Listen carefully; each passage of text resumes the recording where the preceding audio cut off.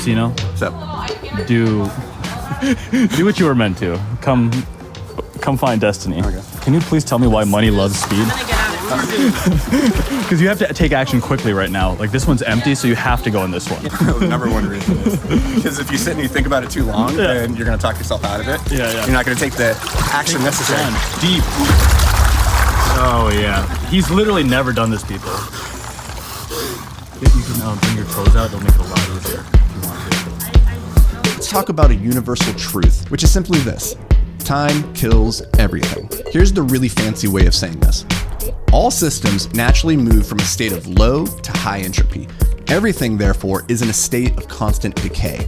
The only thing that changes is the rate of that decay. Everything is falling apart. You, this chair, your car, that mountain, like all of it. The only thing that changes is how quickly these things are each falling apart. And this is where things get interesting, because we have the ability to slow and even reverse that decline, which we do by adding energy into a system. So let's nerd out for just a second and paraphrase Newton's first law of motion, which says an object at rest stays at rest and an object in motion tends to stay in motion. And this is important to understand because in the beginning, when you're trying to make money, you're pretty much at rest. You have no traction, no forward momentum, and no inertia on your side. And so getting the flywheel going is, in the beginning, incredibly difficult.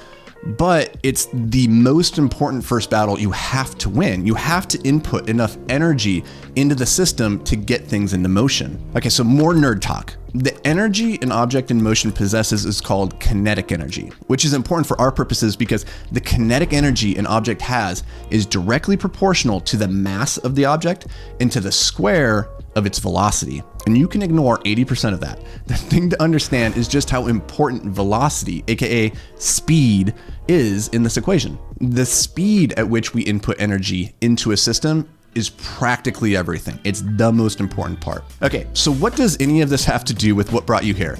How to make money? Well, to answer that, we need to first understand the money-making formula, which is simply volume times leverage equals money. Now, volume is a combination of two factors: how long you do the thing and how many times you do the thing. And if we take that second part to its natural conclusion, the faster that we can do a thing, then the more times we can do it. So are you starting to notice how speed just keeps popping up in all of our equations? It's truly a universal constant. Now, of these two variables, speed and duration, which do you suppose is the most important? Well, we're gonna tackle that next by breaking down the difference between iteration and duration. Now, in a previous video, I shared the success formula, which is success equals skill times hard work times duration divided by luck. But it turns out this isn't the complete picture because I left out one of the most important variables.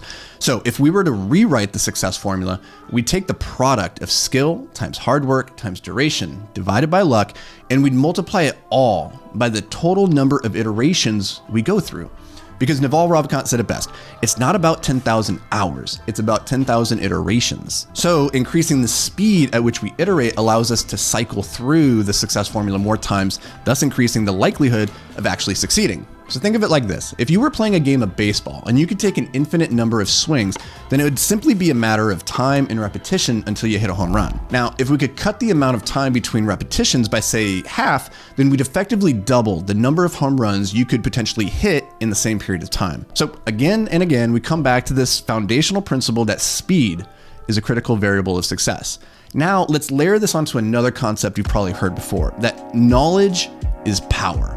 Well, it's not. Knowledge is simply potential power. It's completely useless if you don't apply it. But if we do apply it, an interesting thing happens. We learn. See, learning is what occurs when we apply theoretical knowledge in the real world. And this is important because in almost all scenarios, especially when it comes to making money, whoever learns fastest wins. And it's only in the doing that you learn things like what works and what doesn't. What do customers actually want? How do you actually build that website or deliver that product or just whatever? There's a whole world of things that you don't know what you don't know until you try to do the thing, which is why Facebook's motto for so long was move fast and break things. The knowledge acquired in the process of doing is far more valuable than whatever thing you just broke. And this is important when it comes to making money because, as I said at the beginning, time kills everything. But in particular, time kills one thing faster than everything else. Time kills motivation. When it comes to motivation, there's a simple idea that you have to understand. It's this: every minute you let pass between the moment you have an idea And the moment you start taking meaningful action, exponentially increases your likelihood of failure. Now, I'm pretty sure we've all experienced this at one point or another. You have this killer idea or grand ambition that you're super excited about. So you dive in, you start researching, you're watching YouTube videos, you're reading books, you're trying to collect as much information as you can so you can move to that next phase, which is planning how you're going to actually execute the thing. During this period, if you're like most people, you'll probably write this idea down as a goal and you'll start sharing it with your friends and family about like how excited you are to do this crazy awesome thing. But as time progresses and you get further and further from the moment you first had that spark of inspiration, you start noticing that your excitement and your motivation, well, they begin to dwindle. And this is why 80% of New Year's resolutions fail to make it beyond January. If you've ever had a project crash and burn roughly 3 weeks after you were once so damn excited to do the thing, then you have personally experienced one of reality's harsh truths, which is motivation is perishable. So let's unpack why this happens from a biological perspective, because it's actually pretty interesting. See, when you set a goal, your brain releases dopamine. And dopamine is a very interesting neurotransmitter. It's responsible for feeling good, for feelings of motivation, and being focused on an objective. And dopamine's a good thing, but the real problem is we trick our brain into giving us cheap dopamine for setting a goal, not by actually achieving it. So you can see the problem, right? Getting the reward before you do the hard work makes it very hard to get motivated to actually do the work. Now, at some point, and it's generally around 3 weeks in my experience, you start acclimating to this cheap dopamine whenever you think about that project or that goal, which is why you start to lose interest in it. And since nothing has meaningfully changed in your life except this superficial burst of dopamine and maybe some goals written up on a whiteboard, you're not actually any better off or nearer to your goal than when you started. Now, personally, I was stuck in this cycle for the first 28 years of my life, so I get it. My life didn't really start changing for the better until I figured out two things. First, I started to realize that discipline beats motivation. And this is a really deep topic that probably deserves its own video. So let me know in the comments if that's something that you guys would actually like to see. The second thing I figured out, and this one really turned the game around the time when I turned 28, was I learned how to transform motivation into momentum, which is what I want to share with you here next. That is, we're going to learn how to strike while the iron's hot to turn massive action into traction that ultimately leads to progress. Okay, so by now you understand why speed is so damn important, but you might not actually know what to speed up or how to speed it up. So when it comes to making money, there are two things in particular that you gotta do faster. One, you've got to increase your speed of decision making, and two, you've got to increase your speed of execution. So first, let's talk about increasing how to make decisions faster. Lao Tzu famously said that every journey of 1,000 miles starts with a single step. And to me, that first step is not physical, it's mental. It's a decision. It's a decision to move forward, to take action, or to stand still and do nothing. Regardless of which, it does all start with a decision. Now, I think most people struggle to make decisions, which makes sense because the root word of decision in Latin means to literally cut off. It means you cut off all the branching alternatives and options that you could take in any number of directions, and instead you commit fully to a single path. And this is terrifying for most of us because we live with FOMO, or fear of missing out on the possibility of what could have been. And so we hedge and we try to dip one foot into the water while keeping the other on the shore. And the result is you'll never make progress living life like this. You will never make it to the other shore until you fully commit and jump in the water. So the sooner you jump in, the better. If for no other reason, then you can get to the other shore and figure out, nope, this isn't where I want to be. You can go back and try again. And this is that iterative process we spoke about earlier, in action. All right, so here's the big question you're probably wondering. How do you confidently make better decisions faster? Well, one technique I find helpful to improve the quality of my decisions is to keep what's called a decision journal. I actually did a video on this a while back called How to Make a Decision, which I'll put in the description below along with a link to the decision journal template that I personally use. That template will help improve the quality of your decisions. But in terms of speed, there's really just two questions you've got to answer. First, how much does this decision actually matter?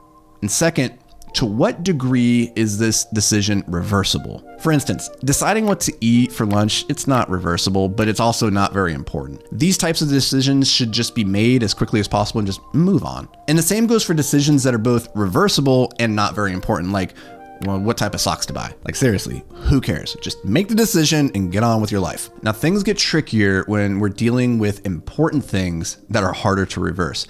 And this is where you want to measure twice and cut once. So using a tool like the decision journal is a great way of getting really clear in your mind about what you intend to do before pulling the trigger. But once you decide to pull the trigger, now success is going to rely less on the quality of your decision, and often it's going to be determined more by your speed of execution. Now, in my experience, speed of execution results from focus and clarity of vision. If you can clearly see where you're going and you've crafted a good enough plan for getting there, then all that remains is to execute. But the reality is that the ability to execute, it's a skill. So the more you execute, the better you get at executing.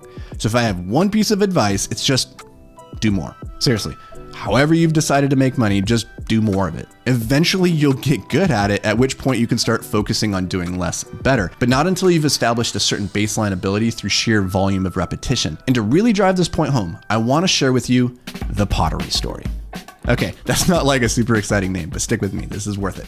See, this art teacher at some college somewhere, she decided to split her class into two groups.